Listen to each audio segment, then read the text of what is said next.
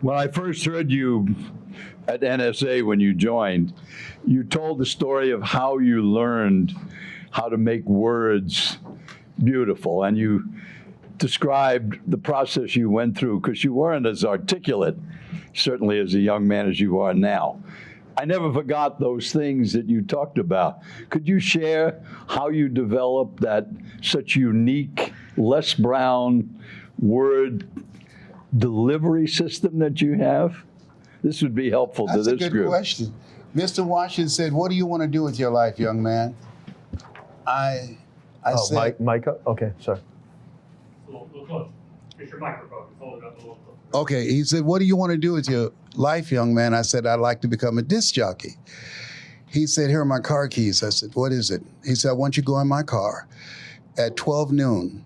Don't go to the cafeteria. Bring a sandwich to school." He said, "In order to be successful, you must be willing to do the things today others won't do in order to have the things tomorrow others won't have. I want you to listen to a guy named Paul Harvey. He's the greatest communicator in the world. He does a program at 12 noon called The Rest of the Story." So at lunchtime, I would be in his car and the air conditioner going, eating peanut butter jelly sandwiches and listening to Paul Harvey, who said, "Good day." And I studied Paul Harvey. I watched Billy Graham. I turned the volume down. I watched his eyes. He was very intense with his eyes. I studied Zig Ziglar. I learned the value of energy. Zig had energy. Jim Rohn, when the end comes for you, let it find you conquering a new mountain, not sliding down an old one. I read other philosophers, Winston Churchill, "The truth is incontrovertible. Malice may attack it, ignorance may deride it. At the end, there it is." When I train speakers, I say to them, you must be a perpetual learner. As soon as your audience knows as much as you know, they no longer need you. What Robert Schuller said, we must expand or we are expendable. And we're in this place that Peter Drucker said that we must be willing to unlearn, learn, and relearn. So this is a new space. Einstein said, the thinking that has brought me this far has created some problems that this thinking can't solve. So I wanted to make, Mike Williams said, Brownie, you must study and you must be, I don't want to train you to speak in a niche. I want to train you to speak to the world. Because when I told him I wanted him to be my coach, because I saw him speak and he was so captivating and had humor and quotes and well-read. And I said, man, can you teach me to do what you do? He said, yes. So I said, great. And then he asked me a question. James, who you want to speak to? I said, the NAACP, the Urban League. All of a sudden, the phone went dead. I said, man, we lost the line. He said, no, we did not. I said, what happened? He said, I don't want to work with anybody who has such a small vision, and hung up again. I called him back. I said, man, please don't hang up on me. He said, what do you want to do? I said, I want to speak to the world. He said, okay. Then we got some synergy. It's a good fit because you can. I don't want you to see yourself as Les Brown, LB, Triple P. Les Brown, your platter playing papa. There were none before me, and there will be none after me. Therefore, that makes me the one and only. Young and single and love to mingle, certified, bona fide, indubitably qualified to bring you satisfaction and a whole lot of action. You're not just a disc jockey. I want you to empower and change people's lives. You got that in you. I say, thank you, Mike. Sometimes you, and this is, write this down, sometimes you have to believe in somebody's belief in you until your belief kicks in. Does that make sense? Mm-hmm. I think that is part of the key, is the being around people that believe in you oftentimes more than you believe in yourself. I mean, you talk a lot about that in your book. And I mean, I would not be, I don't think I'd be where I'm at with addiction recovery had I not met many individuals that somehow, when I'm talking my way out of any level of living a functional life, even surviving, is having people, you can do it, you can do it. And I think the difference, though, is when it's puffery versus it really penetrates. Yeah. Like real nutrition versus, Absolutely. Where's Michael Burnoff? Michael Burnoff's somewhere in the building. I think he's downstairs. Yeah, but I want to say thank you. When my issue dealing with the drugs, and I knew what your passion was. You got to have somebody that you can talk to and you can be transparent with and share things about yourself and know that they won't judge you. Mm-hmm. And so I knew when I called you and told you that I was addicted to drugs, you wouldn't say, you Les Brown, you're the motivator. How in the hell you get hooked on drugs? Yeah. You didn't judge me. I say to speakers, who you are behind the words are far more important than the words that you speak. Yeah.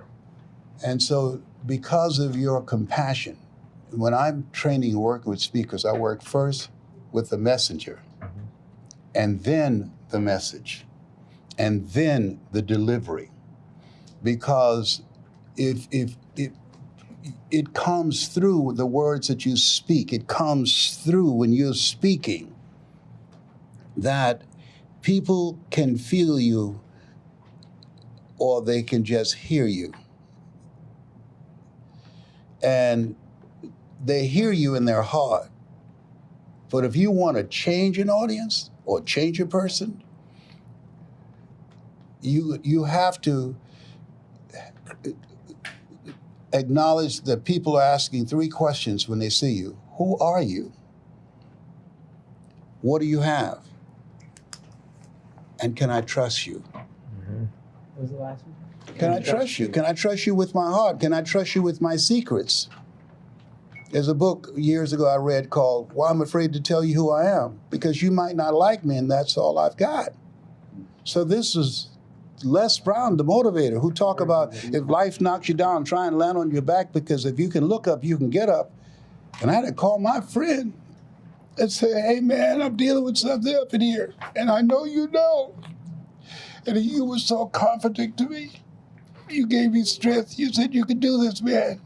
And that, I mean, I knew I had my work cut out for me. And that meant so much to me. And I'm so honored to be here to serve you and your group. And I'm always available to you. I want us to finish life together, but you too young. You know, when I was first diagnosed with prostate cancer, they said I was terminal. My mother had passed, and she came to me in a dream. She had a great sense of humor. She said, baby, she said, I heard you have prostate cancer. She said, you missed me. I'm looking forward to seeing you. I woke up, I said, no, Mama. I ain't ready to see you yet. You know, I have to say something about just I mean, it is really interesting what you just said. What a great framework of the messenger, the message, then the delivery. The ability to convey and transfer belief, to transfer ability. Like, I have a friend who's 60 years old who 2 weeks, 6 days ago was diagnosed with pancreatic cancer. Mm-hmm. And I let him know you were coming down here, and he's like, I love Les Brown, and he's like, is there any way you could connect me to him? And I'd like to talk to him. Yeah, you did. And what? Yeah. And, yeah, and well, yes. The reason I bring this up. Did he tell you about our conversation? Oh, he loved it. I mean, he left me a message last night, a group of closest friends, and this Rick. is very successful dude, and he is in such a good state of mind right now. You know, he's also aware of the fact that this is not the cancer you want to get, right? Mm-hmm. He's telling me about how he's met in the last week with supposedly the best pancreatic cancer doctor in the world, and he's like, it's across the board. The difference is where some will say, no matter what you do, you got 2 to 5 years, and others where it's like, you know, no, there's no limit. It's, you know, he's like, he's talked to so many people, and he's tired and he's exhausted, and his wife, who's, you know, more along mainstream medicine, and he's but the fact is that conversation with you literally changed the trajectory of this guy's behavior, his thought process. And the reason I bring this up is that when you can transfer belief, hope, to other people, because I think hope is an interesting thing. Hope used in false, superficial ways is like bullshitting people. Yes. There's damaging ways to use hope, and Yes. hope used in certain ways heals people, right? And so the point is, you talk to this individual. And so it's Yeah. not just a conversation, though. You have developed this ability, which I know is part of what you do with other people. That's your business, right? Yeah, but I asked him a key question. I said, why you want to be here? For his wife? For his children? Kid, yeah. When you think about man's search for meaning, Mm-hmm. and Viktor Frankl, he said the Jews that survived the inexpressible cruelties of Nazism, and I went to Poland. I wanted to go to the place where Anne Ryan was, and I went to Auschwitz because I worked with a guy named Sam Axelrod, who was one of my early mentors. He said they either had some spiritual commitment they had with their lives, or some loved one that they were determined to see, or some reason that was bigger than them. And so once I found out that his reason was his family, I started talking about it from that point. I said, let me tell you something, why we're going to do this. And notice I said, why we're going to do this. I spoke from the end that we got this done. You got to stick a fork in it, like you see a basketball game. A guy shoots a basket, and, Steph Curry, and start running down court before they even hit the nets. All right, so that when we speak to people, we want to affirm them. Whenever I speak, I say again and again, you have something special. You've got greatness in you. You have the ability to do more than you can ever begin to imagine. What we're doing is where we are breaking through all of the negative conversations that's in the collective consciousness of people. Yeah. Your passion, your energy, and the words that you use will dismantle and open up their mind where they begin to see. I want everybody to repeat after me, please. It's possible. It's possible. I want you to write this down and show you a model that you can use in any type of situation. So if you go get brought in to speak at a corporation, first you want to do a needs assessment, find out their mission statement, and find out what is it they're looking for.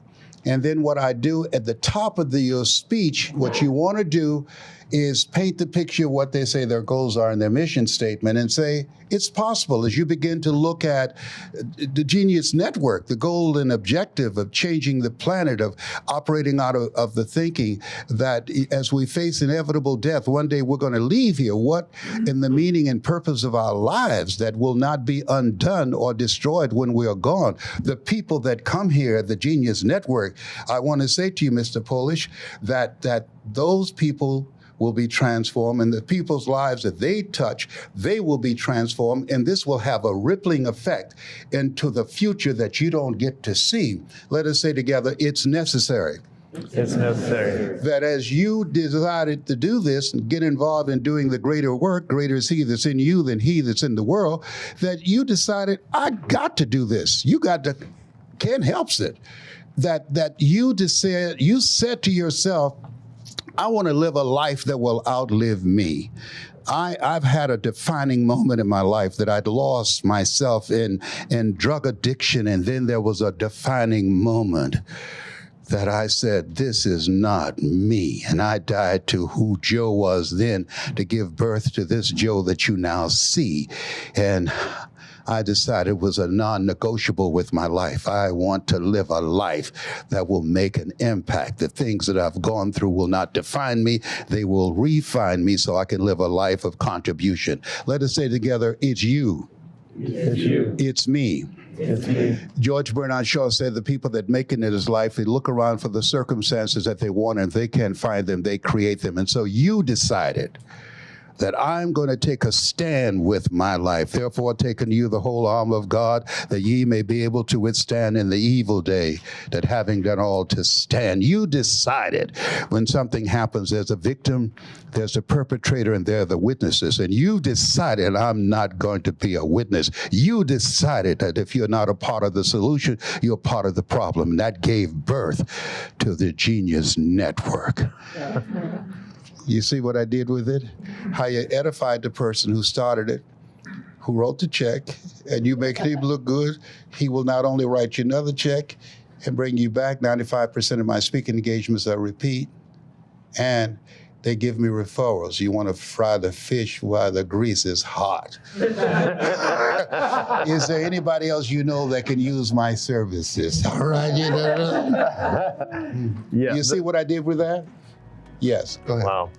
Hey, I hope you're enjoying this video, and I want to let you know that I have a new book that's come out, and if you'd like to get it absolutely free, there's a link below in the description, or you can wait till the end of this video, or you can simply go to joesfreebook.com and you can get a copy there.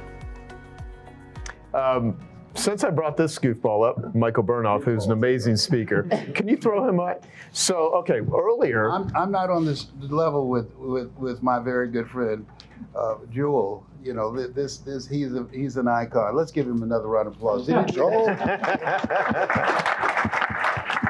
I love and admire your work, your sharpness, your eye, your intuition, your gift to the planet. You've been so for a long time. I've been watching you. Yes. Yes, sir. Go ahead. Joe, you called me. And part of this, so in Michael's book, he has a book called Average Sucks.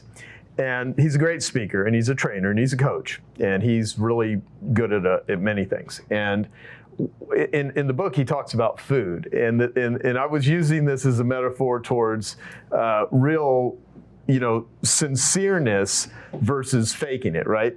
Yeah. And so the way he talks about food is there's food that is addiction, which would be donuts and sugar and fat and just like unhealthy food. The second would be entertainment, which is what most restaurants would be, and then there's nutrition. And I look at people that way too. There's speakers and there's coaches and there's marketers that are, they're not good. I mean, talkers. It tastes good, but it's, it's kind of like a shit cake. May I ask you a question, please? Yes. So, do you mind? Go ahead. Your book is entitled, what's your first name? Average Sucks, Michael Burnoff. Michael? Yeah. You said average sucks. Yep, not sex, sucks, yeah. Sometimes people... I will be praying for you, Michael. All right. Michael, I want to ask you a question. Yeah. When you go back and look at your life, you're 4 or 5, who's somebody that you admired that really impacted how you see yourself? How I see myself? Yes, somebody that you saw, that you admired, that you say, wow, they made you feel safe, made you feel good. And because of their character, because of how they treated you, because of their example, they influence you in becoming the person that you are now. Who's that person? I've had a ton of them, I would say. I'm talking about when you're around 5 or 6. You 5 or 6 years old? Yeah, who was the closest person, your reference group? Literally I was at a family event, and there was a cousin. It was a one-time meeting. It was a cousin. He came in for a funeral and literally just said something to me. He said, you don't have to always listen to everything your parents say. You can be anything that you want to be. And I remember hearing this at a weird age. He's about 8 years older than me. And he said this to me. And I remember those words to this day. I had a couple interactions with this gentleman. Okay, hold just a minute. Yep. Pump your brakes. Now I want you to listen to different. Ladies and gentlemen, I want you to shake someone's hand on your right and left and say, you can be anything you want to be. Do that right now, please. That's good. You can be anything you want to be. That's good.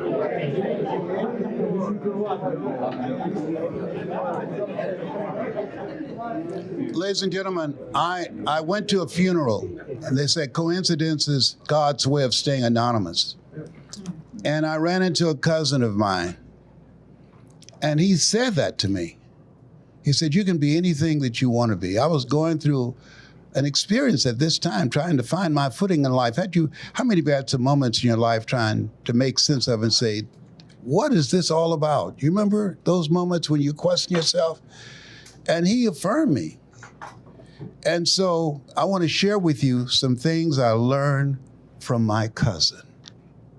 Now, that's good. That goes different than average sucks, because you're assuming that I'm average or he's average. We're not. So you blocking a lot of people. But when you say you can be anything you want to be, Maslow said the number one thing that people want is self-actualization. So now you're affirming people, and things I learned from my cousin, you now are in that category. People go online to find out information. How did you get to where you are? And what did you learn from your cousin? You want to create the want to, that they want to know, what did you learn from your cousin? Because you got some secrets that you learned that allowed you to become the person that you are now, to die to who you were, to give birth to who you are now. And you've decided that you can be anything you want to do. His words when he spoke to you, that went to your heart and you carried it all these years. He didn't say to you, average sucks. And so the reason I ask you that question, I work with people to get what's in your heart. Average sucks. That's a head thing. You can be anything you want to be. People need to know that in the face of the pandemic, in the face of artificial intelligence, in the face of the statistics that over 350 million people that will be unemployed because of artificial intelligence, you'll say you can be anything you want to be. I'm not saying that there will be 350 million people who will lose their jobs. My cousin taught me that 350 million people didn't lose their jobs. 300 million people have been freed up so they can become entrepreneurs to control their own destiny. It was said by one philosopher that things may happen to you and things may happen around you, but the things that really count are the things that happen in you. You can do anything you want to do. You can create your own economy. This is a new place of accelerated change, overwhelming complexity, and tremendous competition. You've got greatness in you. Greater is he that's in you than he that's in the world. My cousin was right, and because of those words, he spoke to me. I redefined myself. Because of what he said to me, my life was never the same again. Because of what my cousin said to me, I decided to become an ambassador in life and encourage people to pursue their dreams rather than live their fears. Solid.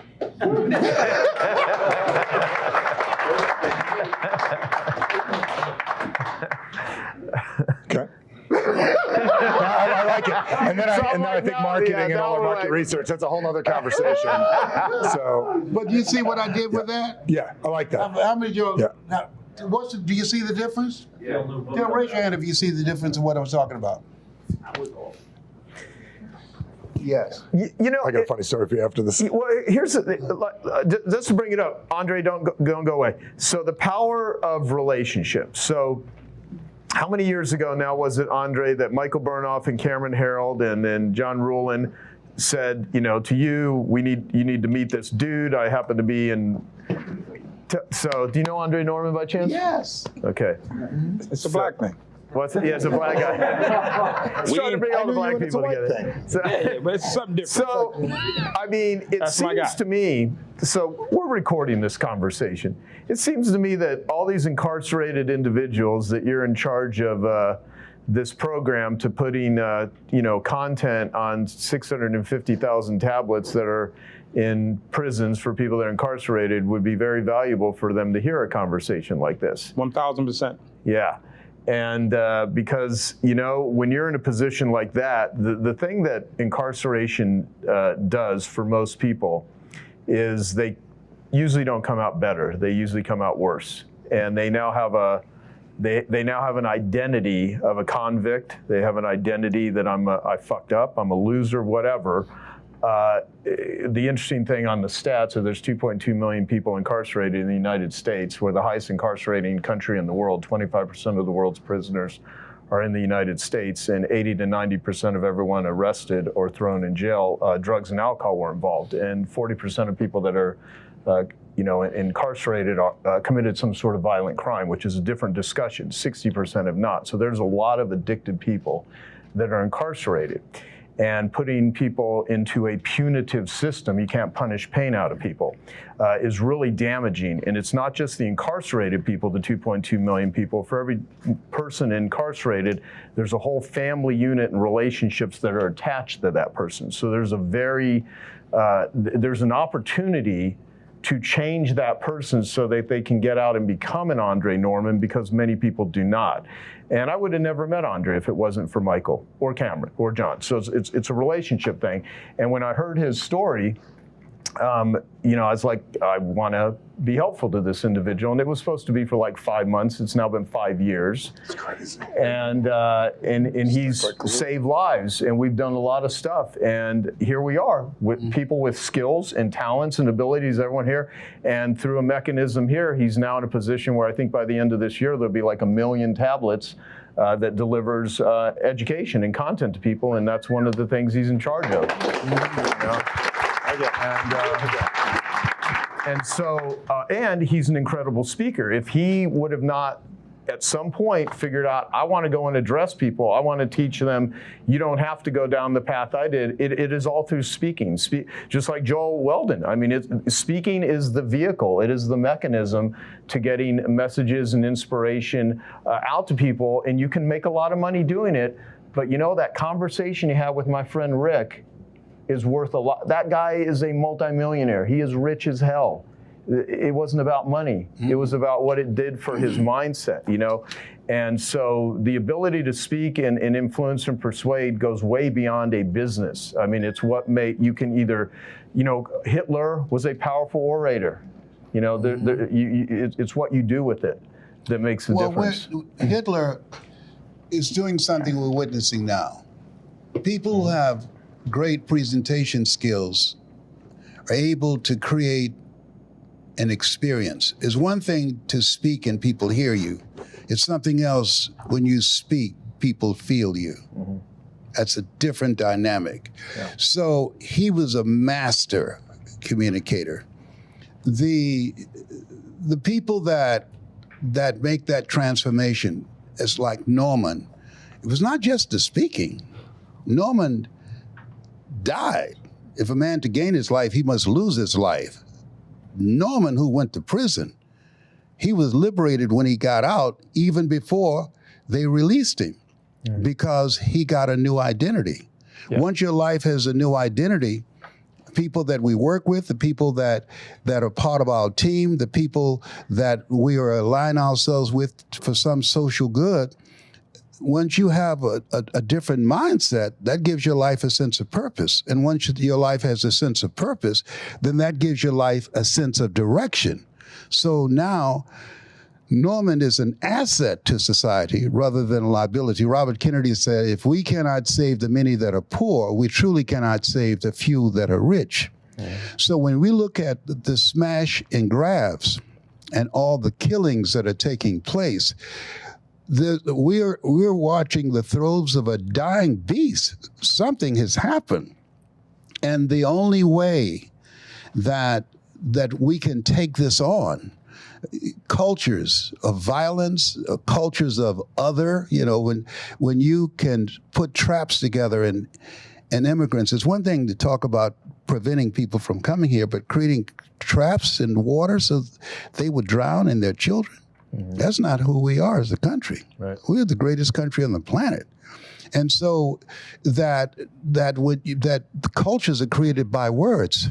And the reason that I'm committed to training people how to communicate and to create peace, I said, I'll give you perfect peace whose mind is stayed on thee. Harmony. When we have harmony with ourselves and our spirituality, our family, our relationships, and the purpose of our lives, and joy, stuff's going to be happening. Life would be happening, but when you have a sense of spiritual strength, you are able to handle it. You know, Jesus, he walked on water, but he went out there in a boat. And so you have to have something that when life be lifing, that you can hold on to, that allows you to say, I'm going to be all right. You know, and this is what you're doing now, and the relationships that people are building here. One goose can fly 75% further in formation with other geese than it can ever fly by itself. And so the relationships and the sharing that people have, and building relationships, building a new reference group. They did this 85-year study at Harvard University, and they said the people who were successful had a reference group of about 5 to 7 people that they connected with, that they identified with, that they had goals and dreams and held each other accountable. The same things that you're talking about right now. This is extraordinary. This is what the Genius Network is, something that needs to be replicated all across this country and around the world, because politicians won't do it and religious leaders won't do it. They keep us divided by politics and religion and keep us at each other's throats. What you're doing is that you have one agenda, and that agenda is, greater is he that's in you than he that's in the world. You have the power to create peace. We have the power to turn to each other rather than turn on each other. We have the power to leave a legacy, and for generations yet unborn. That's what the Genius Network is all about. All righty. Why do you speak? When you get an opportunity to speak, whether it's to a podcast, a stage, live virtually, live on site, why do you speak? Now, some of you in here are going to tell me, well, Mike, I love the juice from the audience. I love the standing ovation. It just pumps me up, right? That's a lot of people in this room. Others of you are like, what? No, no, no. It's about the money. How many books get sold back of the room? How many people sign up for my services after I speak, or the check I get when I walk on that stage? Both of those are not focused on your audience. Some of you will say, but Mike, no, no, no, no. If I sell lots of books, that's going to help my audience. Yeah, but your goal when you walked on stage was to make money for you. Your focus was you, even if you took all the eyes out of your speech because of what you were focused on. The biggest mistake people make by far is they've got the wrong focus when they walk in front of the room. The wrong focus. What's the right focus? To impact and empower. And some people are going, Mike, I got to impact. I know we're always taught to impact, but what do you mean by empower? Well, here's the sign you didn't empower. And if you've ever been to a big event, you've seen what I'm about to see happen. See, the speaker impacts by digging into your wounds, into your pain point, so much so that the audience has a codependency relationship with a speaker when they walk off stage. They must buy your book because they're in a place of pain or hurt. You left the audience in a deficit from where they walked in. It is unfair. It is manipulative to do that. To empower means I'm a better human being the moment you finish speaking than I was before I started talking. Now, what's the difference? Well, if you get surveys after you speak, this is what you're going to love. If you fall into the first 2 categories we mentioned, you're going to love comments like, well, the best speech ever. The speaker was a 10 out of 10. Notice who they're both about? The audience isn't even talking about themselves in the post-event survey. What does it look like when you impact and empower? More words like you're about to see on that screen. Like, for instance, how about this? Real.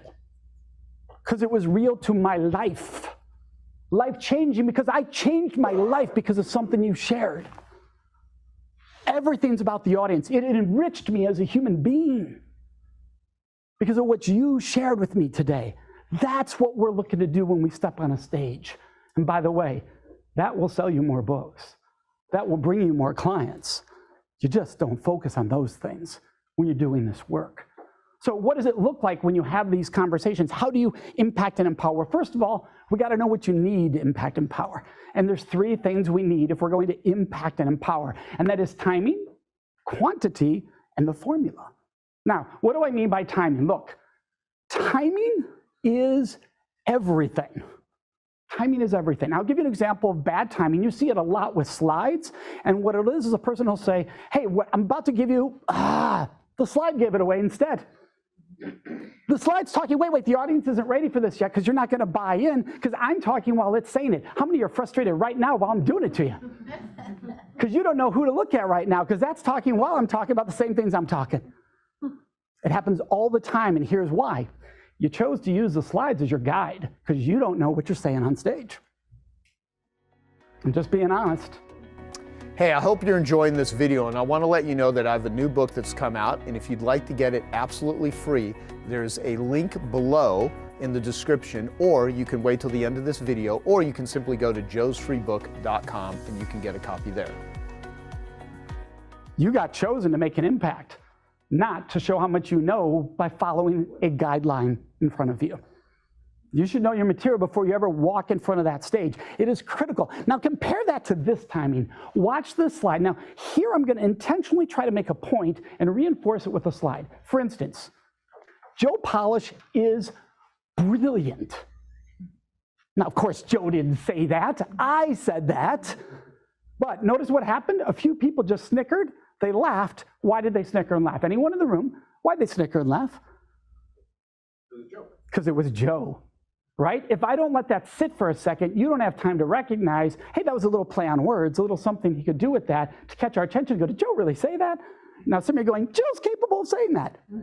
Right? But no, I'm not going to take a shot like that at Joe. Of course not. So that's a way you could use humor. By the way, how clean is the slide? Right? Super clean. We're not trying to overload information. Some of you are going, well, that's for humor maybe, or to catch their attention. What do I do if I really want to bring home a point? So I'm going to ask all of you a question right now. I ask every audience I speak in front of, and I want you to answer from your heart what you believe to be true. If what I'm about to say is true, you're going to yell every. If it's not, you won't. Those live virtually, you're going to type it in the chat if you agree with what I say. Here we go. Does every human being deserve a basic level of dignity and respect? If you agree every human being deserves that at some level, just yell every. Every. Yeah. And every means every. Not 99%, not anybody except our enemy. Now let's pause about what's happening on the slide. It brings home the message while inviting you into my Instagram because it's my Instagram shot. It's an actual message we shared on Instagram. So you get to reinforce your message and invite your audience into your community to have a relationship with you long term because you do care about the audience. You want that long term relationship. So those are examples of timing. Now some of you go, well then what's an example of quantity? Well, we've all seen this too. And we're flying, and there's tons of information, and the slide looks the same way. This is a real slide from a presentation I followed. Real slide, massive overwhelm. Some of you go, I would never do that. I would never do that, Mike. I keep it simple, I keep it short. I talk about one thing and only one thing in those 10 minutes. And now we are confused because you didn't give us enough information. Here's how we know you didn't give us much information or too much. We have way too many questions when you're done speaking.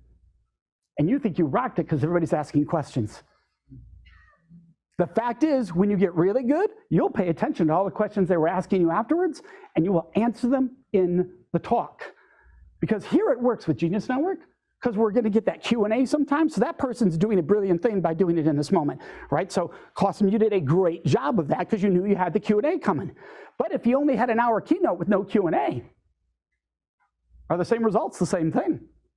Because they're going to be leaving the room, and you get it, you agree with me. Like, yeah, I don't want them leaving the room with all those questions. I got to be able to answer those questions. So we want to be able to avoid all of that confusion. So what's the right quantity? Right here it is, 3. You don't teach more than 3, it's overwhelming. You don't teach less than 3. The human brain has been taught to think in 3s. Joe Polish is brilliant at this. ELF, what is it? Easy, lucrative, and fun. It's all over this room. The power of 3. You get this, right? So make sure your speeches are in 3s. If you have an hour, 3 lessons. If there's going to be a subplot, only 3 things under those 3. The brain learns in 3s. Now, we got to the timing and we got to the quantity. We are left with the formula. What's the formula when it comes to speaking? Well, let's look at it. First of all, we're going to invite our audience in. We're going to reveal something they didn't see coming, and then we're going to show them the solution. How do you invite? You invite by investigating the audience live in the room. So wait, what do you mean? I was taught I'm supposed to research my audience, know everything about them before I walk in the room. But you don't. You think you know everything about them before you walk in the room. When you're really gifted, you'll walk in the room and start asking questions that your audience genuinely gets to answer, and that will give you all the fuel to reveal the false narratives they are clinging to. See, if you don't get to their false narratives, you could be brilliant and put on an amazing show. They will never change their life because they walk out with the same false narratives they walked in the room with. You must reveal their false narratives so they're disgusted by them themselves. Like, I don't want to hang on to that thing anymore. And then you give them the show. Then you show the solution because they want it. They're like, hey, I don't want to be what I was before, that false narrative. What's the solution? And you just deliver the solution at that moment. So what does the show look like? Well, nobody wants to see that kind of show, that's for sure. And none of us want to hear about Joe's Tic Tac ever again. Ever again. That's not the kind of shows we're talking about here, right? We're talking about really showing them how to live the IRS formula. If you didn't catch it earlier, that's IRS, folks. Some of you caught it. So I want you to have a positive viewpoint from now on. When you think of IRS, you're going to be how I'm going to investigate, how I'm going to reveal, and how I'm going to show. And I'm going to do that for you right now. I'm going to take you to my last audience. And you're going to become them right here. That audience was 9th graders 2 days ago in California. 500 9th graders in a gym. It's a great place to speak. You have 500, they've been told they're going to go to a speaker on sexual assault and rape. Woo! We're going to be told how not to rape, what not to do. We don't want to be in the room, just like you heard in the introduction.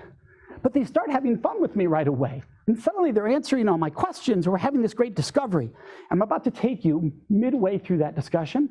I'm going to ask you to answer every question I ask with a verbal response, because we are in the discussion business, not the telling business. Nobody wants to be told what to do, but they love to have conversations. So I'm going to ask you, and if you're live virtual right now, I want you to be typing away in the chat to every question I ask, and you'll see the rhythm, even those of you live virtually, how common our answers are in these moments. All right, here we go. 2 people alone in a sexual, intimate moment, first date. They've never kissed before, but they want to. Do most people stop and say, can I kiss you? Or do you think most people just go for it? Which one? Ask first or go for it? Yell it out. Go for it. Yes, that's what everybody says. Everybody goes for it, right? So why don't we just ask instead of going for it? Give me reasons. Raise your hand. Give me reasons you think people do not ask, why they instead go for it. Permission. What's that? Permission. Permission. What do you mean by permission?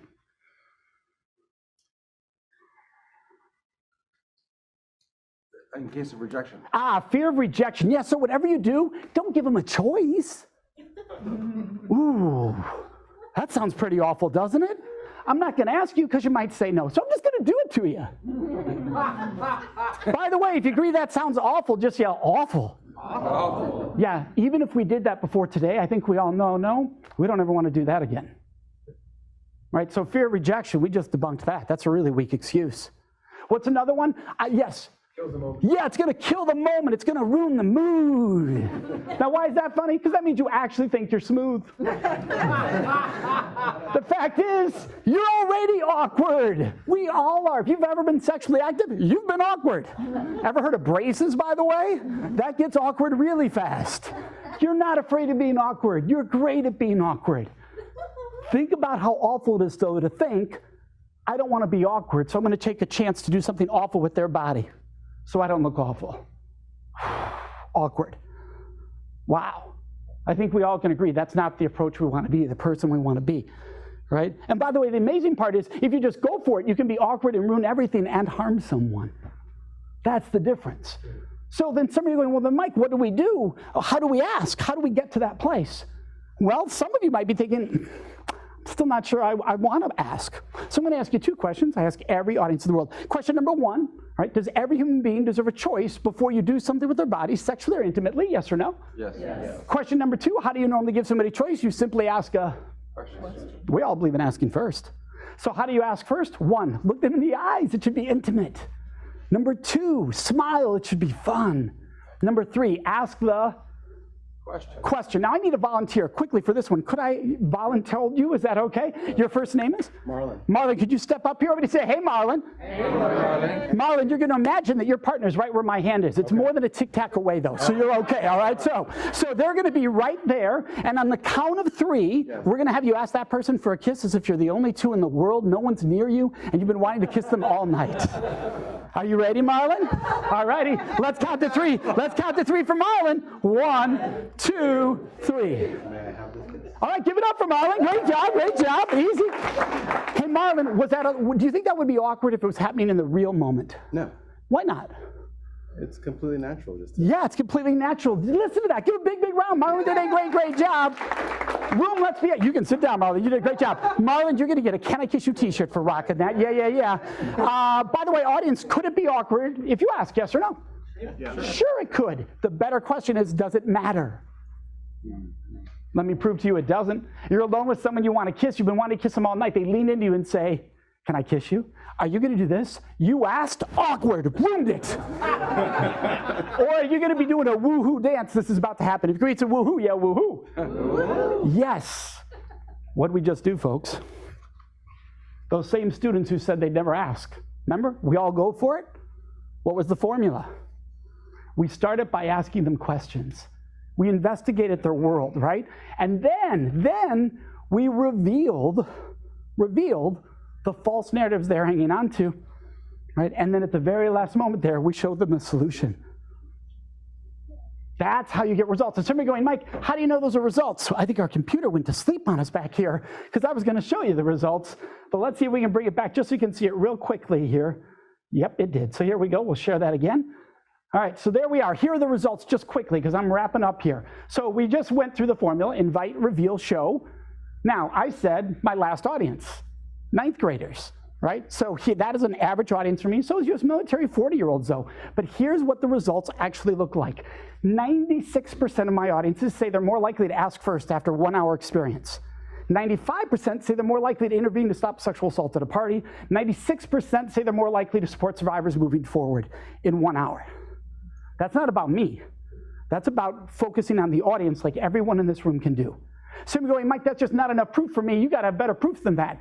Well, remember those quotes that looked incredibly powerful earlier? Like real and bold, enriching? Sounds like something the administrators would say, a general in the U.S. military would say. Those are the exact quotes from Monday's survey of 9th graders.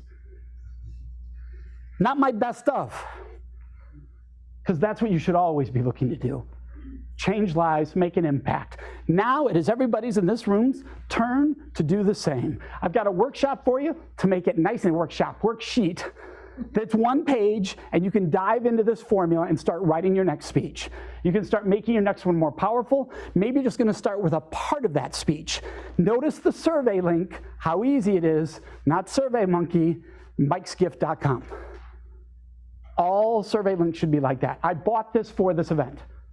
Right, but all my events are custom for that.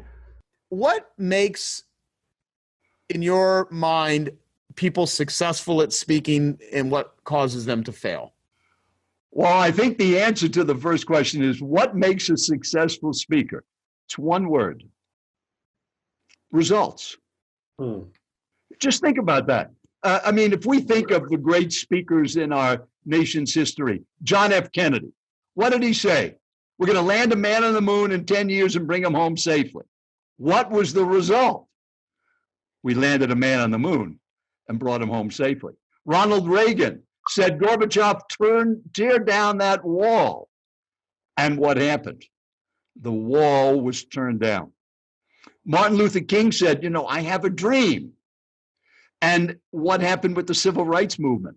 Look at the results those 3 speakers got with the words that they used. So that's what you need to think of as a communicator. What are the results that you're going to get? And one of the things in this system that I've developed is I've tried to create tools and ideas that are so doable, so simple and easy to use. And I've framed them around a word or a sentence that you taught me, Joe. That little hinges swing big doors. That little tweaks, just like opening with know, have, feel. So let me share with you as a listener one of the other little tweaks you could think of. So let's say if I said to you, Joe, I can help you earn more money. Yep. Now that sounds like a good statement, but you're probably pretty broke right now. Or if I said, Joe, I can help you get in better shape. Chances are you're probably not in very good shape now. But if I add one word in front of better or more, so here's the tool. Anytime you use the word better or more, put in even. So let me give you that statement again. Joe, I can help you earn even more money. Joe, I can help you get in even better shape.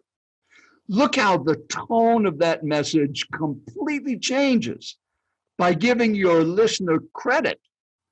Now, that doesn't mean they can't get in better shape, but it means that they're already doing something in the right direction.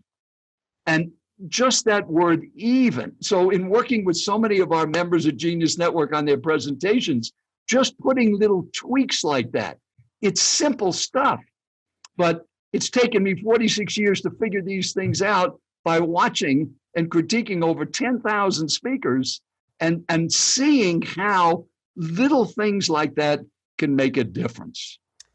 So think about just little tweaks, easy things. No, I totally agree. You know, the interesting thing about what you just said, the psychology behind it, is that most of the self-help books are, you know, what's wrong with you and how to fix it versus what's right with you and how to enhance it. And whenever you approach someone in that way, it's way less threatening and it's more validating, and they become more open to hearing what it is you have to say. So that framing that you did is really powerful. And one thing I learned from you early on is you made this analogy that I've talked about quite a bit, where you said if you had a beautiful or valuable painting and you duct taped it to the wall without any lighting versus if you put it in a frame and you put it in a museum and you had, you know, great lighting, all of a sudden it's just a completely different context. So much of what we teach at I Love Marketing with the 8 profit activators, before, during, after, education-based marketing, all of the stuff is really about how to frame and position what it is you do. And then our friend Jason Fladlin has this great line where he's like, anything that you're selling, you want to put information in front of it. Well, people have to communicate in order to do that. So I want to ask you about what are some things that everyone here could do to frame their message in way. And now you're already talking about it. I mean, we're right in the middle of having a whole conversation. All of this is about framing, right? But I want you to really speak and elaborate a little bit more on that, because I think it's so important for people to get that context. Well, let's just pick the subject that, you know, this podcast is about marketing. So just imagine this was your presentation and you're going to talk to the audience that we have tonight about the 3 most important things they need to know about marketing. Okay. So remember what Ben said. When I started working with Ben 3 years ago, he had so much information. He had so many great ideas, but we narrowed it down to 3 things. Just 3 things. So it was easy to follow. And I think that's one of the best ways to frame it, is since we're here to talk about marketing and all of these books and seminars that have been done and all the years, Joe, that you've studied these things, I boiled it down to the 3 most important things that you need to know. So let's start off with number 1. And we talk about number 1. And one other suggestion is, especially when you're doing an interactive thing like we are, is just like you're interrupting me, not interrupting, but adding things or asking questions. No, I'm interrupting you. No, you're not interrupting. We're having a discussion. When you have a conversation, it's a 2-way street. Even though we have hundreds of people listening to us, they can still text in, and I'm sure we'll have some other questions coming up. But when we have this back and forth discussion, it's important, before we go on to idea number 2, does anybody have any questions about what we covered on idea number 1? Because this is a tool in our ultimate speaking system. Don't continue with point 2 if somebody's brain is stuck on point 1 and they have something that's holding them back. So let's get any questions out. Good. Okay, now let's go to idea number 2. Idea number 3. And since we're talking about structuring a message, we know we have to have an opening, something that grabs them. Then we have to have our content. And then we have, and this is where people get confused.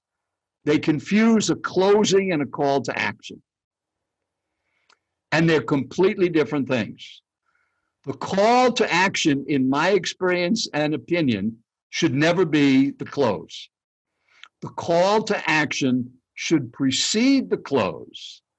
And the closing is like the bow on a package. It's an impacting story. It's an emotional connection. It's a reinforcement of a key point.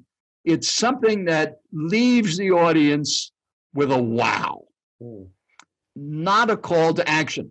Sign up for my course, get my book. No. So let's just say that Ben was going to make a presentation on his book, and he said, you can go to Audible, you can get the book here, you can go to Amazon. Okay, that's his call to action. Then what if he said, on page 116, I tell a story about this man and his wife. And then he uses something from that book as a story to drive home the point. And of course, I'm making this up. I don't know what's on that page, if there's a story about a man or woman in the book. And then if he said, and that man or that woman could be you. Your personality isn't permanent. Your personality isn't permanent. Now go out and make it a great day. That's a closing. That's a wrapping up of his message that he would have given to us if we had more time and we could understand what he was saying in the middle of nowhere. So, but that's one of the ways to structure it, is to make sure you're very clear in your mind. And one of the things Earl Nightingale taught me in the 3 years we spent together, the last 3 years on our planet, that he passed on in 1989. So he moved here in 1986, and I took him fishing a number of times. He was up on our houseboat at Lake Powell.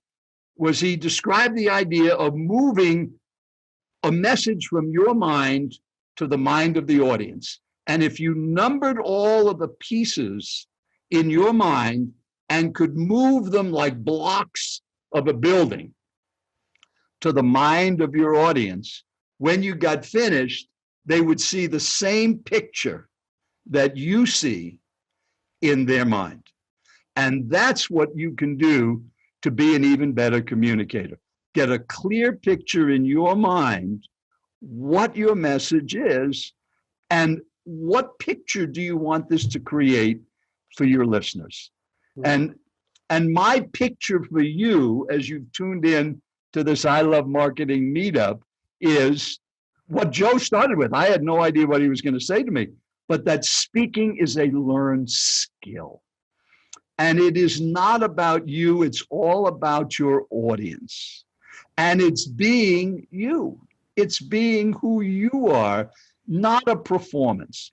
And, so many times people think when they're going to hire a speech coach, he's going to talk about how to make gestures and how to use your voice and how to use your eyes. That's ridiculous. I mean, most of the people that are listening to this are over 30 years old. You've spent 30 years being you. Why would you want to be somebody else? And then if somebody sees you in your business off the stage or off a video, they think, well, who are you? You're not the guy that I talked to or listened to or connected to. And that's what, again, about Dean and Joe. All the time I see you both speaking, you are always the same. You're Joe and Dean. What you see is what you get. And that's so wonderful. And every one of you has that. You have your own you. Just be you. I think it's important to make this distinction too, that when people think about speaking, that they may think, well, I'm not going to do any public speaking, or I don't speak to audiences or get up on stage and speak. But everything that you're talking about in terms of all the skills that you share with people, the structure, the formatting of your message, the gathering your thoughts of how to convey it, even words like thinking about those building blocks, that no matter what, whether you're speaking in front of a crowd or you're speaking in the boardroom at your company or you're speaking one-on-one in a sales presentation or conversation with somebody, the better you are at being able to organize your thoughts and present them in a way that conveys the real communication to the person, that the only one that matters, the one person that you're talking to. That's really the bigger picture of what it is that you're helping people do. Yeah. Could I call on one of our members to add to what you just said? Because when you said, I thought of Jennifer Carroll and how the message that she created about prostate cancer from her husband, and I hope Jennifer is still here. I saw her earlier. Jen, are you still on? Hi, Joel. Oh, hi. Well, first of all, Jen and I go way back, and she was one of my first coaching clients that I've worked with over these, 15 years maybe? Plus. And when you lost your husband to prostate cancer and you wanted to get onto this movement, we worked on this presentation of yours and how it's not all about Phil, it's about them. And just in a short version about getting checked and the coach up in Canada, the hockey coach. So could you share how you were able to do what Dean was saying about structuring and organizing your ideas? Because Jennifer Carroll is a ball of energy. She's going in all different directions. And you found out very quickly that doesn't work in speaking, that your audience needs to be able to follow your message. And that's what you've done with your talk. So take over, Jen. Definitely resonated with me when you said, you want to have your close, have your wow story after your close. And you helped me After the create call to action. Yes. the story that I had that I shared with you, and we left it to the very end, was that I went to visit my son, and my husband passed away of prostate cancer. So I was speaking to people all over the world about having health number one and treating health number one and getting checked. That was my bum, and that was my call to action, is just go get checked. And so I told the story about how I went to visit my son who plays professional hockey up in Canada. And as I was there, my late husband was very sick at the time, and I was just going up to see Austin and bring him home to see his father for what ended up being the last time. And while I was there, one of his coaches came up to me after one of the games, and he said to me, "Hi, Jen. Gave me his condolences. I hope your husband's doing well. And by the way, what does he have?" And I said, "Prostate cancer." And he said, "Whoa, prostate cancer? Really? I'm sorry. I thought he was fighting for his life, and I thought everyone survived prostate cancer." And I said, "Well, yeah, if you get checked, you can be one of the 97% of the men in the world that survive prostate cancer." But Phil, he wasn't that guy. He didn't really believe in going to the doctor. He didn't like to, he didn't, go in there. He didn't want to go and get checked.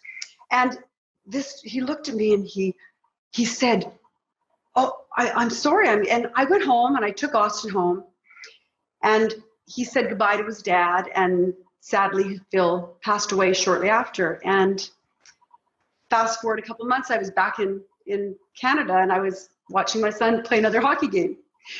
And up comes Coach Jeff, and he gave me his condolences. He said, "I'm sorry to hear that your husband passed away. It's very tragic." And he said, "But I want you to know, I went in and I got checked. And you told me to not be afraid.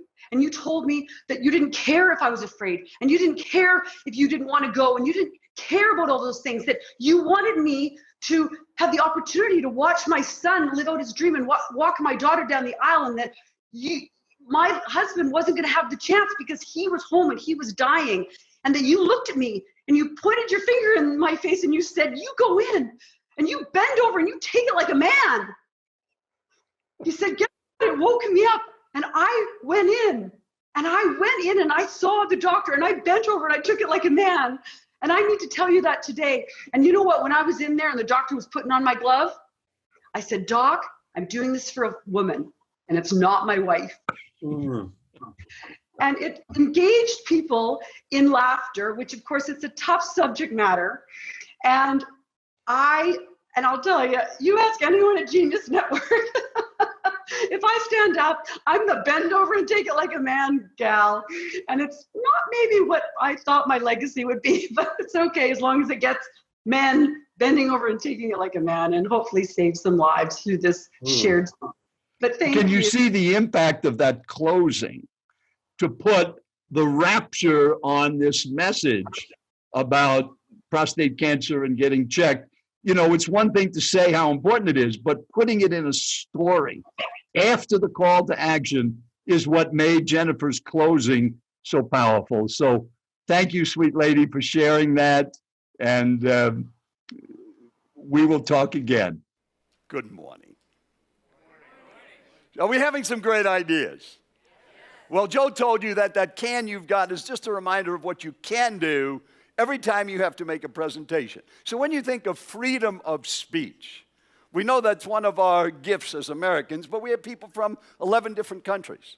So basically, freedom of the speech means what makes a great speech or speaker? What can you do to be even better? Well, there are limitations. You certainly can't libel anybody. You can't slander somebody. You can't yell fire in a theater and create incitement, and you can't commit perjury. We should add a couple of other things. You shouldn't be boring, and you shouldn't be offensive. And Michael Fishman talked about being open. I was offensive yesterday after lunch, and I need to apologize. I made a comment when we come back. We should have had the robots serving lunch because we were so late. The speakers were on outside, and the serving staff heard that. And that was offensive. We have to be so careful what we say. It's something called the privilege of the platform. Our words have power. So I apologize to the staff. If they're not hearing it, I'll go and tell them lunchtime. So what makes a great speech? Well, we've got to be open. So I've been doing this since then. I mean, that was 1974, and I've been paid, as Joe said, 3,000 times. I've coached so many people, and at all those smaller meetings that we have in Tempe, I have a handout of these ideas, so don't write anything down. There are three things I'm going to share with you. How do you have freedom of the speech? Freedom when you speak, first be relevant. One thing, if the next 10-minute speech was working for the post office, how would you be excited to hear that message? Is anybody here ready to quit their job and go to the post office? No, that's not a relevant topic. So here's the first thing. Is your message relevant to that audience at that time? Yesterday, there were 14 speakers on the stage. We had the panel at the end. Every one of them had relevancy to this group. I told you the sponsors were selected by a survey. The speakers are selected by a survey. What did you want to hear? So these topics were relevant to the audience. So I made some notes about what happened in relevancy. Peter talked about the future, the first three. Dan talked about procrastination, and Sean Stevenson talked about laugh, cry, and get them to think. Those are relevant subjects. What if you asked yourself, is what you're saying relevant to the people that you're talking to, and set it up in the introduction? Have the introduction say, so we've asked our speaker to talk about this subject, and why it's so important to you is. Hey, I hope you're enjoying this video, and I want to let you know that I have a new book that's come out, and if you'd like to get it absolutely free, there's a link below in the description, or you can wait till the end of this video, or you can simply go to joesfreebook.com and you can get a copy there. So before you even say your first word, the audience is mentally geared up to hear what you want to hear. That's relevancy. Second thing to think of is clarity. Is your message clear? What if the next speaker on this stage was going to talk about the top 10 lists on the top 10 websites? That is actually the title of a speech. Can you imagine how the audience felt when they heard that title? What is that all about? That's impossible to understand. So your goal is make it impossible not to be understood. How can you be so clear in your message? And when you have clarity, you hear the audience say this to you afterwards. I really could see what you meant. I see what you mean. It's a visual thing. I got the picture. When you talked, I could really see what you were saying. And yesterday, we had speakers that did that. So looking at my notes, I want to use Peter Diamandis as an example. He had 7 speeches. He talked about computers, robots, human longevity, artificial intelligence, energy, virtual reality, and space exploration. Did you understand what he talked about? This is stuff we never even heard of. And how did he do it? Every message was opened with a title slide that was different from all the other slides. Now we knew we were on a different subject. Each one moved progressively through his message. And then he said, so what does this mean to you?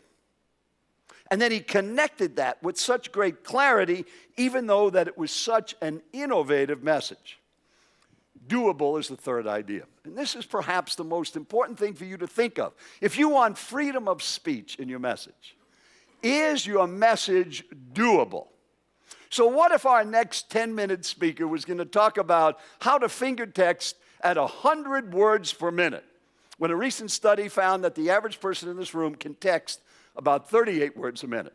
Well, if you heard that, you might say, well, sounds good, but can I do it?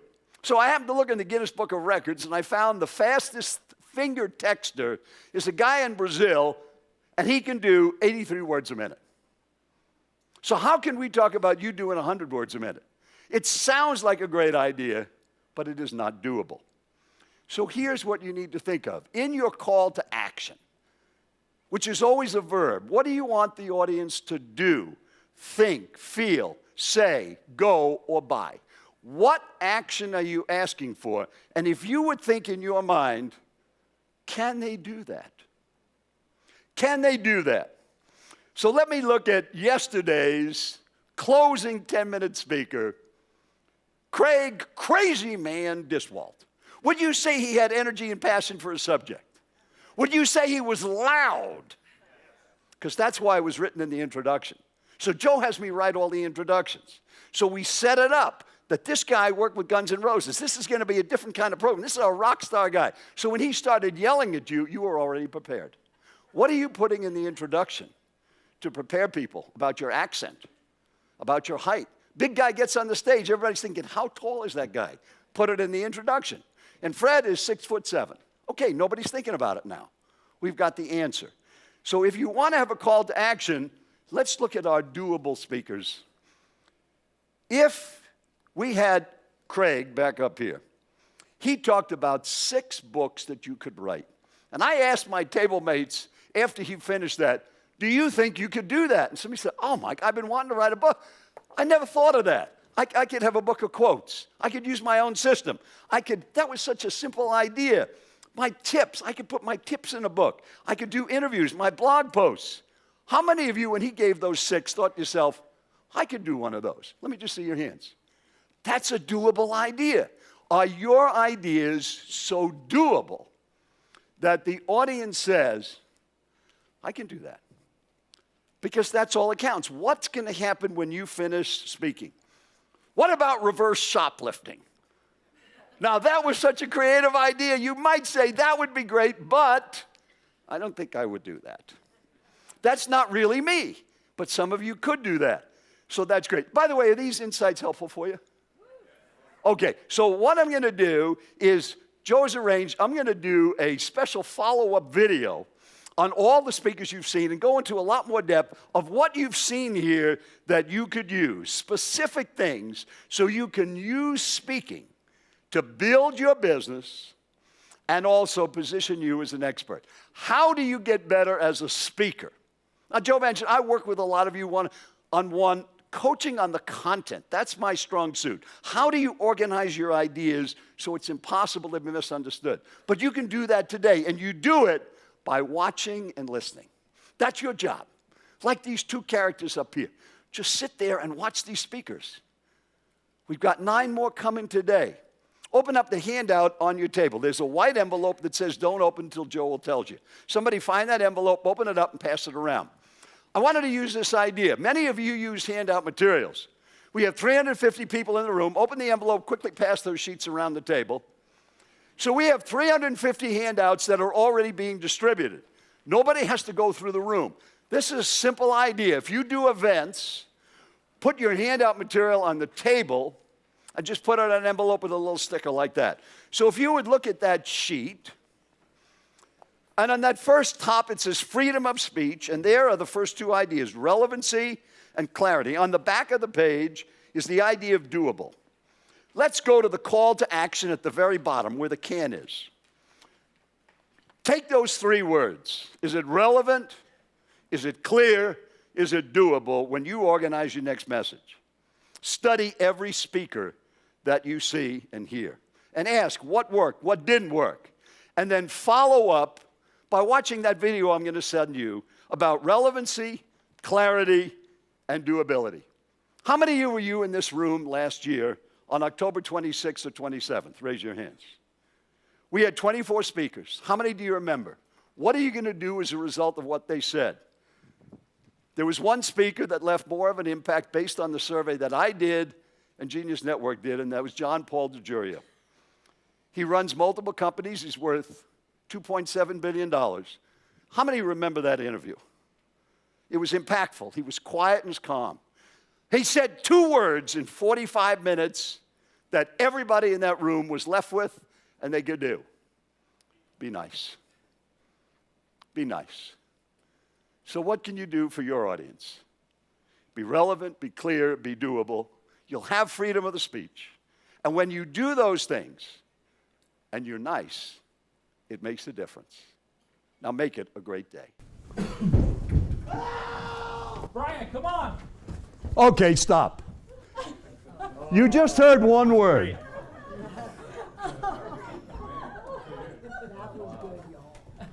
Did that get your attention?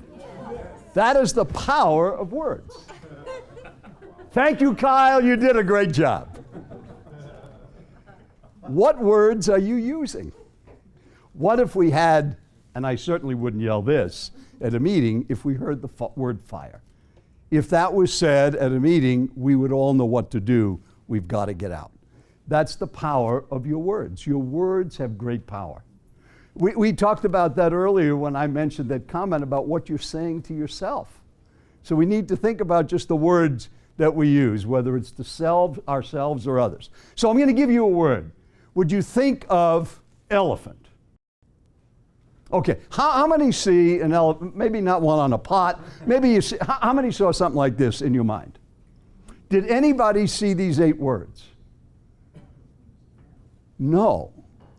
Every time you use a word, it creates a mental picture. And Darrell, your willingness and Brian to go help whatever was happening in that room was illustrated by that our words have great power.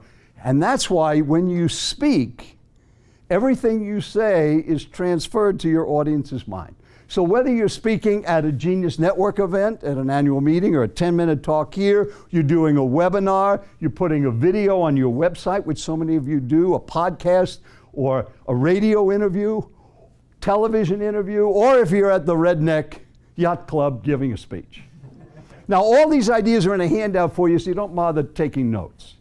So what if I said to you, since we heard we have a lot of financial advisors in the room that are in the money business, I can help you earn more money. Does that sound like a good statement? I can help you earn more money. But if you think about those words, doesn't that infer that you're probably not doing very well? Or what if I said, I have a system to get you into better shape? Now, Fred, you're in great shape, right? Mr. Muscle Man here. But if I say, I have a system to get you in better shape, what picture comes to mind? Something like this. So here's your first 4-letter word, even. If you will use this 4-letter word every time you say more or better. So let me give you those 2 sentences again. I can help you earn even more money. What does that say? This is the kind of person you are. I have a system to get you in even better shape. What does that mean? Jim do. Is that good? Is that what you wanted me to say, Jim? Magnificent physical shape. It also gives people credit. It builds people up.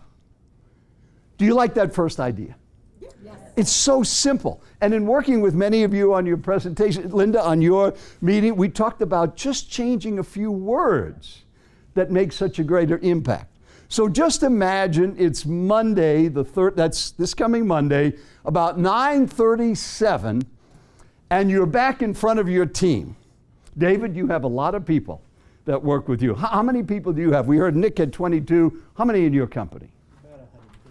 About 155. So let's say at 9:37 in California, David's going to be in front of his people, and he says, I just got back from Genius Network. I am so excited. I got so many great ideas. We're going to make 3 changes around here that are going to grow our business even more.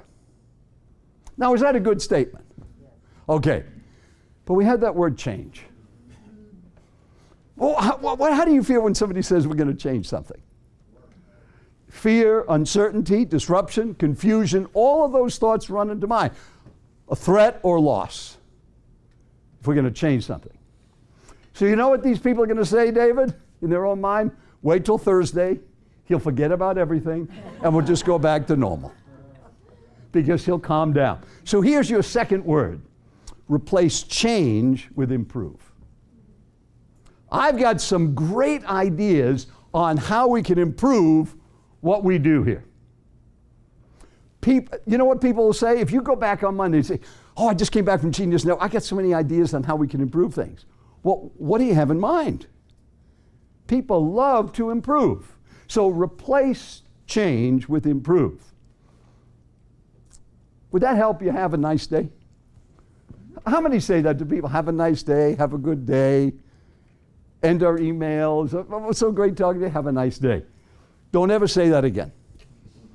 It's a conditional phrase. It means, sure, I'm going to have a nice day as long as I don't get a root canal. As long as I don't have to sleep on a bed of nails, go through an IRS audit and end up with this shirt. Sure, I'll have a nice day as long as I don't have to learn the names of David's 11 kids. You have one of your daughters here, right? And there's 10 more back home. He doesn't even know the names of all 11 kids. Alex, please stand up. Sure, I'm going to have a nice day, as long as I don't have to pronounce. How do you say that last name? See how easy it is for him. Or keep up with Linda McKissick's 101 activities, right, Jim, that she's got planned for this week. Then I'm going to have a nice day. So here's the third word. Instead of have a nice day, make it a great day. If you put make it a great day when your kids leave for school, have a nice day, well, bus drivers, tests, all that's going to affect me. Make it a great day, who's responsible? It's our responsibility. Just one little change, and people get stopped by it. Put it on your voicemail. End your emails with it. Now, those of you in Genius Network that I've been working with see that on all my emails, and now it's coming back the same way to me. Make it a great day. Little things can improve your speaking impact.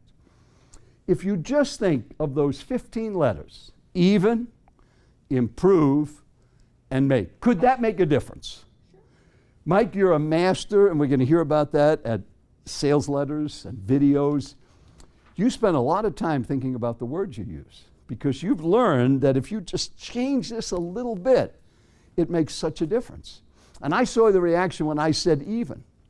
I can help you make even more money, as opposed to I can help you make money, because you probably don't have any.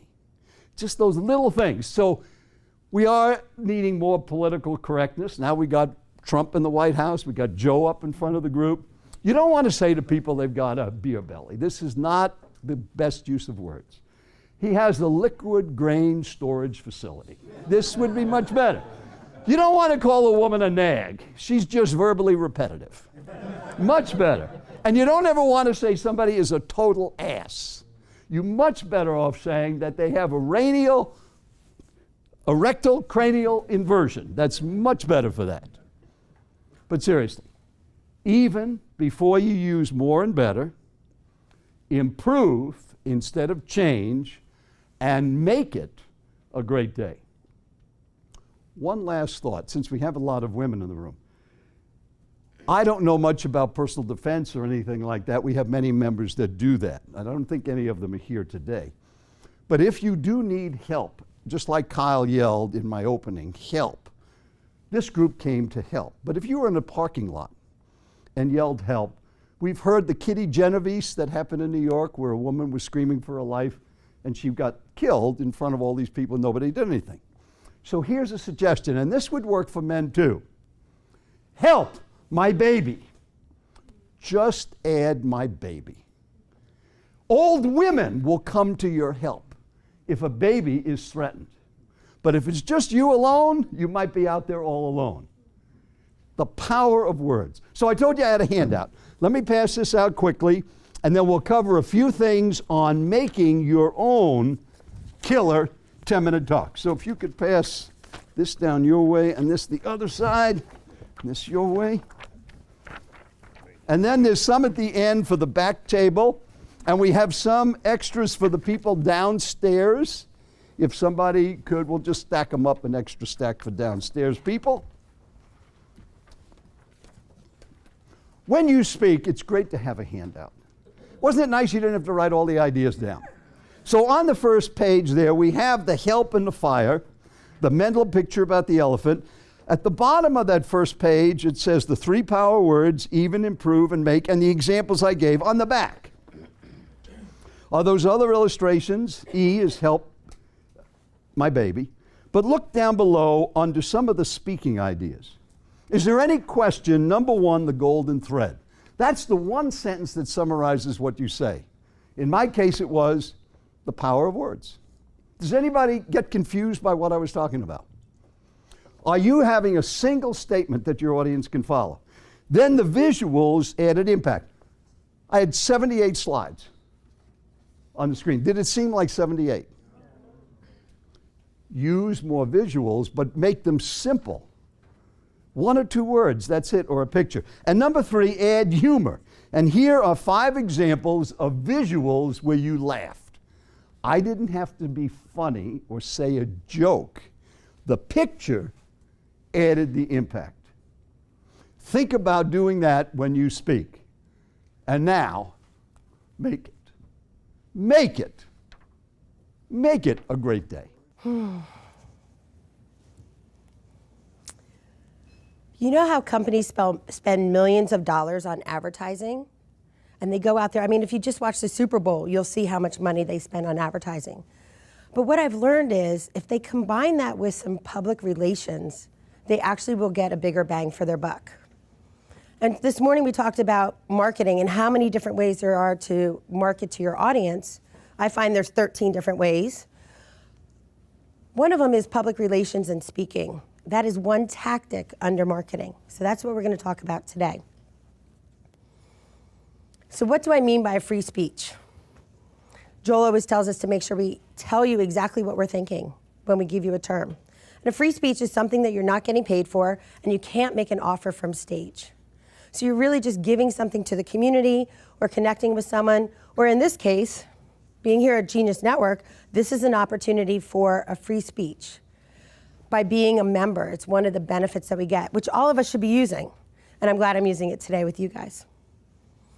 Here's some ways that you can do free speeches for your audience. Of course, there's YouTube, Facebook Live, which we're doing a Facebook Live right now, webinars, social media, all of those things. And I should let you know at the end, I will give you a way to get this presentation so you don't have to take notes, you can just enjoy it. And I will also give you a couple gifts at the end as well.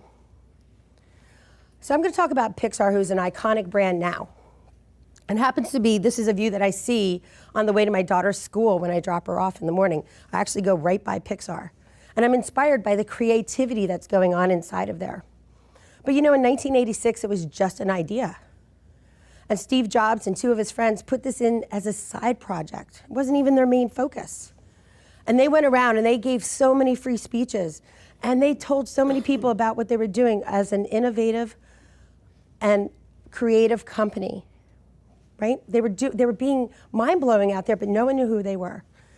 And they spent all this time, and they even went to Disney and said, Disney, we want you to be part of this. And Disney's like, no way, don't want to have anything to do with it. We don't see this in our future. Do you know 20 years later, Disney paid over $7 billion for Pixar? But in those first years, when they were doing free speeches and they were getting out there and giving the word, other people couldn't see into the vision. But they saw their vision and they stuck with it, and that's the key. They were consistent, they kept getting the message out there, and they stuck with their vision.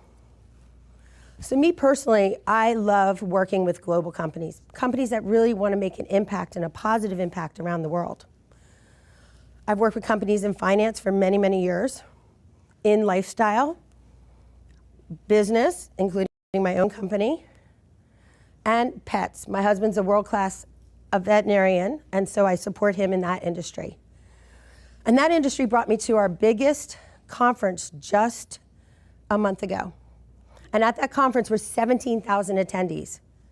And I was invited to a free and beautiful breakfast with Jack Hanna in the penthouse. And there were about 20 of us invited, while there's 17,000 people at the conference who can't wait to meet him.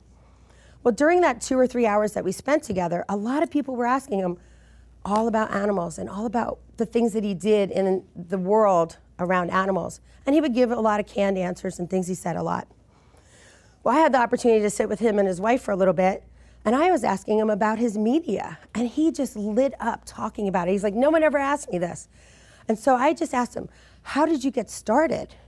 And he goes, I got started because we had an ape in captivity that was gonna have a baby, and what we wanted to do is get the word out. So he went to the local news station.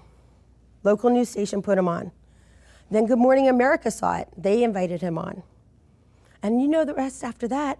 He spent the next years having 200 presentations on the David Letterman show. Now the thing is, in the beginning, he only got paid $0. Nothing.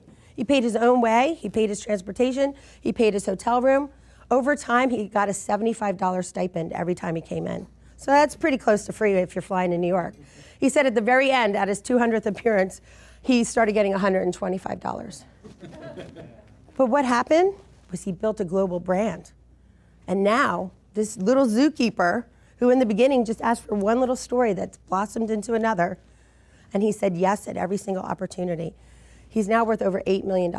There's very few people in veterinary medicine or in zoos that can claim that.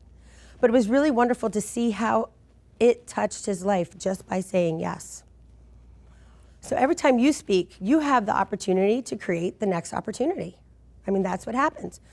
Everyone gets up here and they talk about the last time they were here and the things that happened in between. Well, it wouldn't have happened unless they took the chance to come up here. So what you want to do in your company is create buzz around the things that you want to get out there. If you're wanting to tell the world what you do and how you do it, create a way to share that. Like we're watching Carrie, who's doing it on Facebook Live. We're watching people sharing it on social media. We're watching Joe, who's doing it in many different fashions.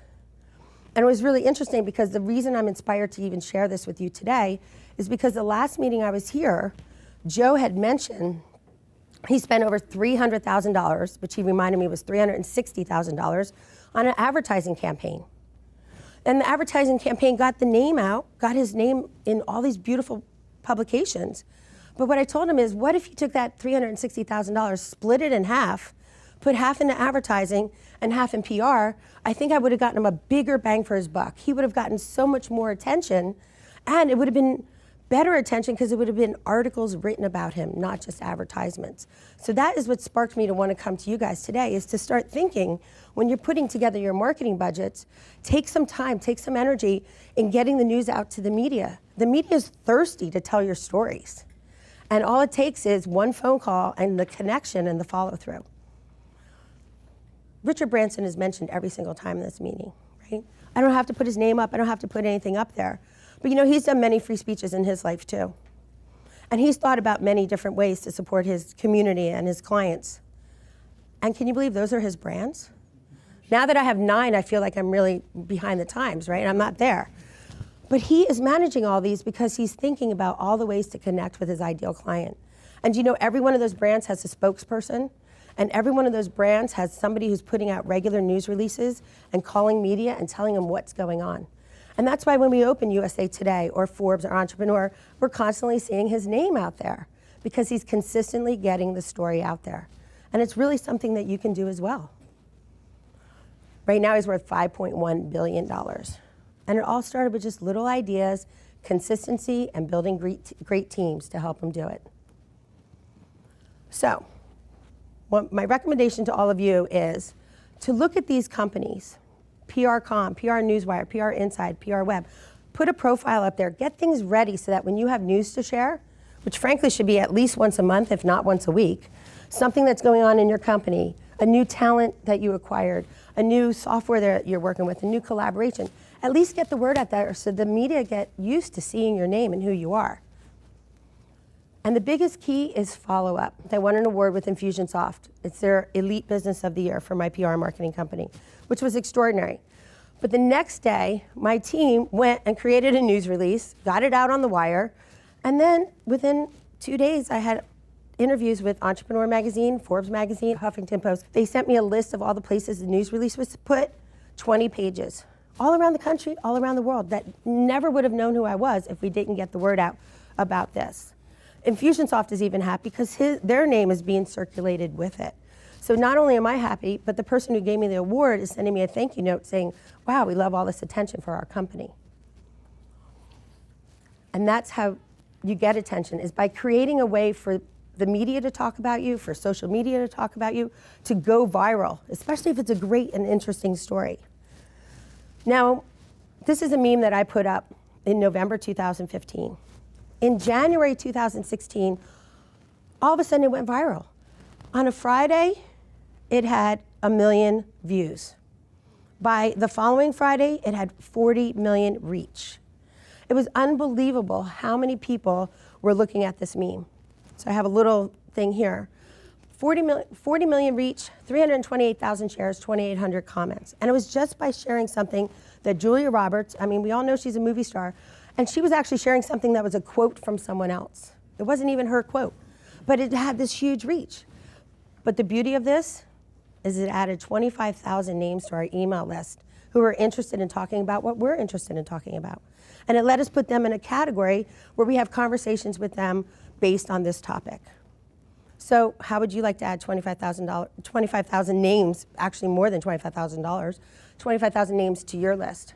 You can do that just as well. So paying attention to your community, planting the seeds, exactly like Joel said. These are coming up a little bit faster, but I will tell you, planting the seeds is so important, watering them, nurturing them. Looking at the ways to not only get connected, but to stay connected. Look in this room, everyone you're connected to, how do you create a way to stay connected? And then building your tribe, both online and offline, in person and online. So when you speak, you get more exposure, more opportunities, and more connections. We've established that there. And I'll tell you what, these guys are doing it, I'm doing it, and I know that you guys can do it too. And I hope that I was able to prove to you today that there is power in a free speech at the Genius Network. You talked about formulas, so I'd like you to teach me as quickly as possible how to put together an entire speech, if you do have. Yeah, I actually do have a formula, and I'm going to show it to you with a visual aid. I got something right on the other side here that's going to help you. All right, this thing? Yep. Okay. And begin. So I want you to think about a speech totally different than you ever thought of it. Most people think about, I gotta have points, I gotta impress them, I got a funny opener. Just put all that aside. And I just want you to think about a speech in 3 simple blocks. Stories, they're the blue blocks. Activities are the yellow blocks. And your points are the red blocks. And now you have the start of a speech. And depending on how much time you have, you can have as many of these 3 block chunks as you need. So, for instance, if somebody says, hey, I need you to do a 10-minute talk like you do in your Genius Network meetings, you might say, great, I'm going to start with a really funny story, get them laughing.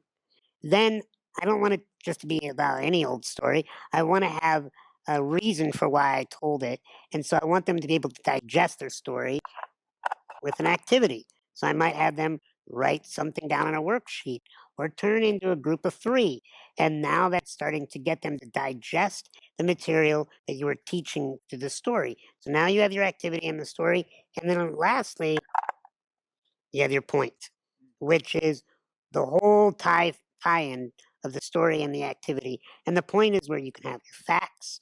It's where you can show research. It's where you can reference interviews that you've done with other people to add credibility to what you were doing. But when you have a speech, just start thinking about, I need a story, I need an activity, and I need a point. And in a 1 hour speech, you pretty much only need, I call the SAP, story, activity, point. You only need about 3 SAPs to make a speech. 3 stories, 3 activities, and 3 points. And when you start to think about, man, it's just blocks in my head. Well, then when you're planning, like you do, multi-day conferences, you're like, great, I need a bunch of blue blocks, a bunch of stories to choose from. I need a bunch of different activities to pick from, and a bunch of points, things that I want to teach. Give me an example of a point in marketing that you would teach. Robotic marketing, how to can and clone yourself using sales letters or 24-hour free recorded messages. Okay, so now robotic marketing, you call it? Well, you could tell a story about the first time you ever can and cloned yourself, right? Then now, what would be an activity? Creating a consumer awareness guide. There you go. So now you have the start to your keynote. And, if you want it emotional, you get an emotional story. If you want it to be just factual about how you came across something, it could be just a story just to establish the scene. But story, activity, point. Yeah, and I want to say this too. So if people are thinking, well, I'm not really super skilled at something, because of course everyone is in something, but you can do talks on anything. Like, for instance, remember that movie, How to Lose a Guy in 10 Days? Yep. I mean, you can do speeches on something that almost everyone's done, how to destroy a really great relationship. Yeah. Or how to, go broke very quickly. Yeah. And you got stories on both, actually. I've got dozens. I mean, it could be an entire series. And I mean, Netflix over series. 10 years Yes. or something. Yeah. So, but the point is, you can actually take any sort of life experience using that model, and you can make a funny speech. You can call it something to get someone's attention, but then within it are some great life lessons, because you can tell people what to do if you know what to do in certain areas. You can tell people what not to do if you've learned what not to do. You can tell people, how to do it. You can tell people how to think about it. I mean, you can use this for knitting, how to teach a parrot how to talk, how to, build and grow a business, how to get hired, how to walk away from something in your life that's not working, how to, overcome pain. And what's great about this model, and as a professional speaker, somebody pays you to show up and bring both information and entertainment. That's what a speaker is supposed to do. A speaker is supposed to shift emotion and transfer ideas. That's when a speech gets good. And sometimes you get to your speech and they say, Joe, we're actually running late on time. We're going to give you an hour. Now you only get 15 minutes. Most people would freak out. They'd be like, well, I planned out an hour. I memorized an hour. If you had your SAP model, you'd go, great. I'll just cut a few of those stories, or I'll cut a couple of the points, or I'll just reduce one of those activities. And you can just mix and match, and you can be as flexible as you need to right before you step on stage. And I can't tell you how many times this simple model bailed me out over the years. Okay, I hope you found that video awesome and useful. So if you want to get a free copy of my book, I want you to click here. And if you want to watch some more videos that'll be useful and awesome, click here. Go ahead. You're over here. Do it now. Come on. Thank you. Watch them.